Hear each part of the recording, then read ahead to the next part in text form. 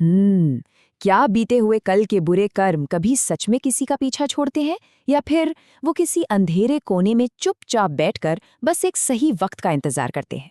आज के इस विश्लेषण में हम एक ऐसी रूह कांपने वाली कहानी के बारे में चर्चा करने वाले हैं जो इस बात का जीता जागता प्रमाण है कि इंसान अपने अतीत से कभी भाग नहीं सकता। नासिक के एक ऑफिस की उस भयानक घटना को समझेंगे जिसने एक आम से लड़के की पूरी जिंदगी को पलटकर रख दिया।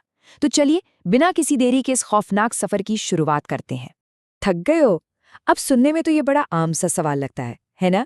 पर इस कहानी में ये शब्द एक भयानक गूंज की तरह बार बार वापस आते हैं।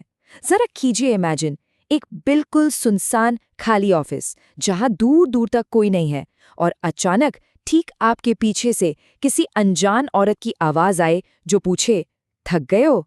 सच में रोंगटे खड़े हो जाएं। और यही वो सवाल है जिसने हमारे मुख्य किरदार मनोज की रातों की नींद उड़ाकर रख दी थी।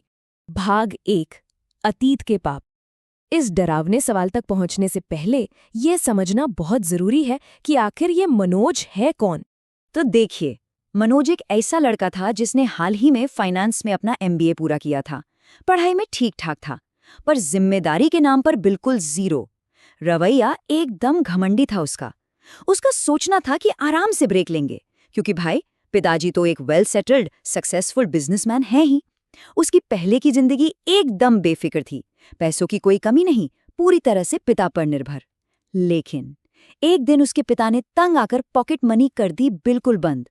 नतीजा ये हुआ कि मनोज रातों रात बिल्कुल कंगाल हो गया, काम के लिए बेहद बेचैन, और इसी डेस्परेशन में उसने अपने पुराने दोस्तों को मैसेजेस भेजना शुरू किया। यही एंट्री होती है उसकी कॉलेज की एक पुरानी जान पहचान वाली लड़की की, जिसका नाम था ज्योति। अब यहाँ एक अजीब बात है, मनोज और ज्योति की दोस्ती ना कभी आम नहीं थी।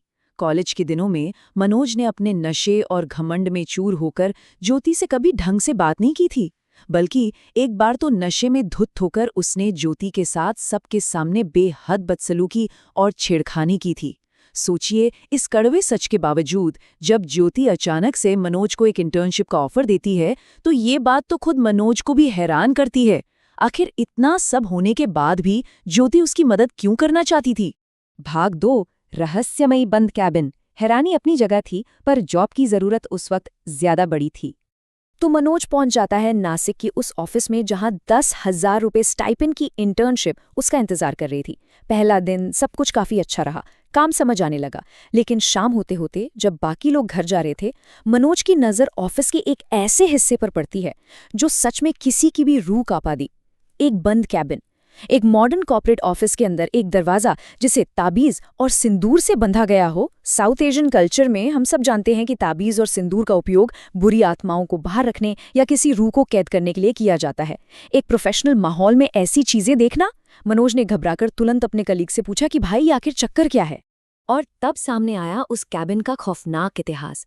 पता चला कि बस एक हफ्ते पहले तक वहां एक लड़की काम करती थी, फिर अचानक वो आना बंद हो गई और खबर आई कि उसकी मौत हो चुकी है।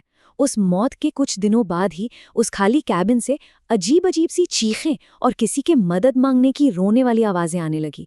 और जब चेक किया गया तो अंदर कोई नहीं था। डर के मारे उस कैबिन को हमेशा के लिए सील कर दिया गया।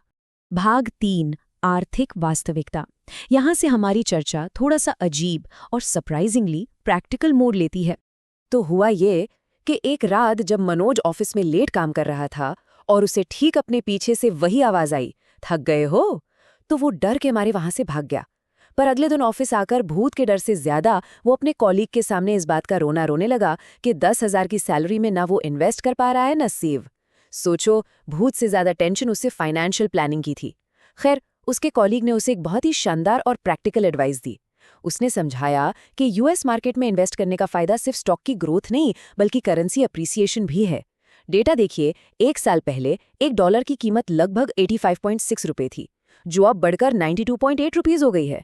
इसका सीधा सा मतलब है कि अगर स्टॉक से कुछ प्रॉफिट ना भी हो, तब भी करेंसी डिफरेंस की वजह से आसानी से मुनाफा बन जाता है ना एक ब्रिलियंट स्ट्रैटेजी? वैसे भी क्रॉस बॉर्डर इन्वेस्टिंग अब सच में काफी आसान हो चुकी है। पहले लोगों को लगता था कि एप्पल, इन्विडिया या अमेज़न जैसे जायंट्स में इन्वेस्ट करने के लिए तो भाई लाखों रुपए चाहिए। लेकिन IND मनी जैसे प्लेटफॉर्म के जरिए ट्रेडिशनल इन्वेस्टिंग के मुकाबले सब कुछ बदल गया है। यहाँ फ्रैक्शनल इन्वेस्टिंग की जा सकती है, यानी सिर्फ 100 या 500 रुपए से शुरुआत। ओपनिंग फीस बिल्कुल जीरो है और स्कोप सिर्फ लोकल मार्केट तक सीमित नहीं रहना पड़ता। ETFs की मदद से US, चाइना और यूरोप के मार्केट्स को भी आसानी से एक्सेस किया जा सकता है। और ये प्लेटफॉर्म खुद भी काफ़ी यूज़र फ्रेंडली है। KYC पेपरलेस है, जो पैन और आधार से तुरंत हो जाती है। US स्टॉक्स में SIP ऑप्शंस और फ्रैक्शनल इन्वेस्टमेंट दोनों मौजूद हैं। और सबसे ज़रूरी बात जो अक्सर लोगों को डराती है, foreign asset declaration, capital gains और टैक्स रिपोर्ट्स, इन सब का ख्याल भी IND मनी खुद रखता है, वो भी बिना किसी एनुअल मेंटेनेंस चार्ज के। खैर, इस थोड़ी देर की फाइनेंस चर्चा ने मनोज को थोड़ी उम्मीद तो दी कि छोटी सैलरी से भी वेल्थ बिल्ड की जा सकती है, लेकिन बेचारे को नहीं पता था कि उसका असली डर ठीक उसी वक्त उसके अपने घर में उसका इंतजार कर रहा था। भाग 4, बढ़ता हुआ खौफ। चलिए इन फाइनेंस के प्रैक्टिकल बातों से निकलकर वापस चलते हैं उस अनजान, रूह कांपा देने वाली दुनिया में।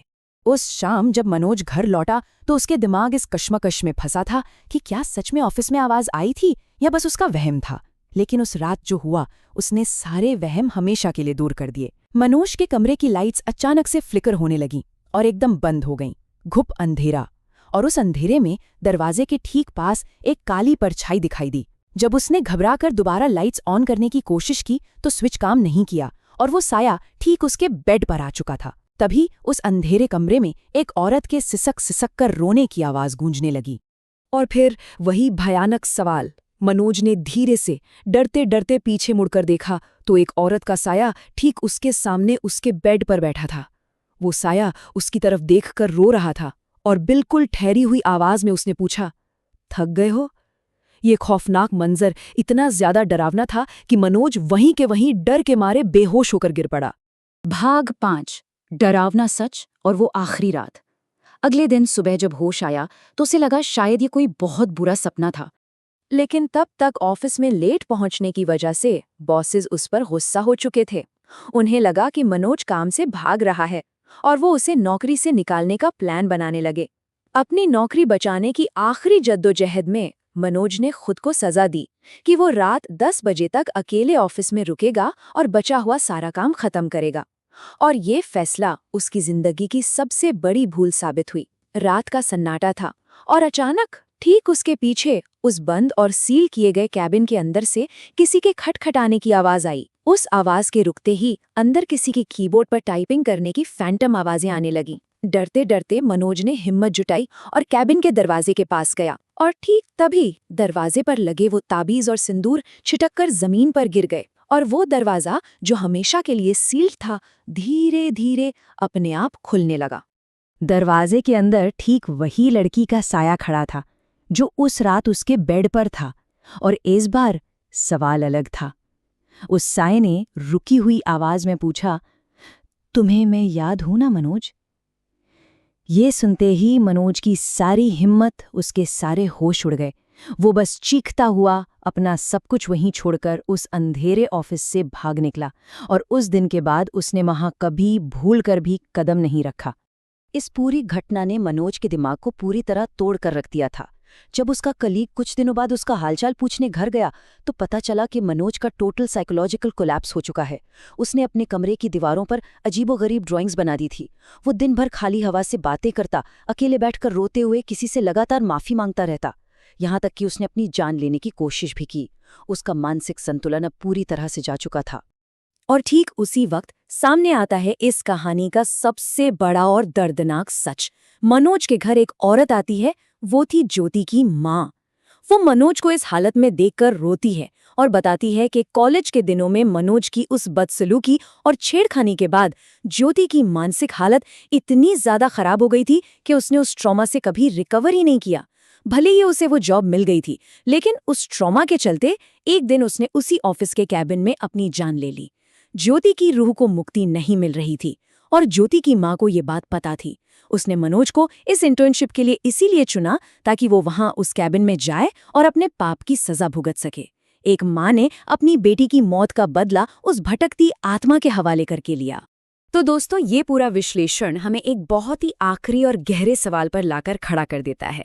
क्या ये ब्रह्मांड, क्या ये यूनिवर्स कभी भी किसी के बीते हुए बुरे कर्मों को, उन पापों को सच में भूलता है? या फिर कर्मा बस एक सही वक्त, एक बंद कैबिन और एक मायूस रूह का इंतजार करता है स्ट्राइक करने के लिए? सोचिएगा जरूर। इस विश्लेषण को सुनने के लिए और इस सफर में साथ जुड़े रहने के लिए बहुत बहुत धन्यवाद।